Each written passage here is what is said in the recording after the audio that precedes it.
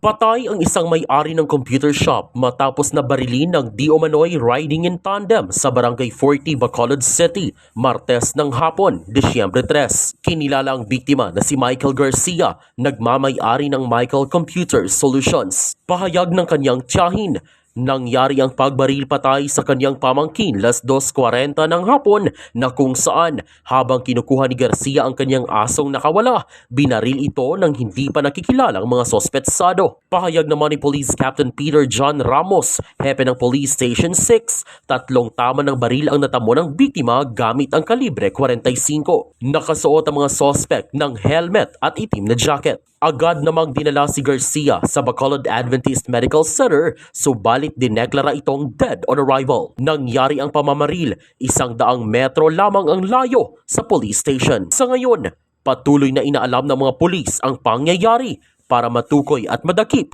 ang mga sospek. Balita na galing sa Bacolod City, Zairo Vanelbay. Para sa Kampiyon na Balita, Serbisyo Publiko at Kasiyahan sa Negros, K5 News FM. K5 News FM. News FM.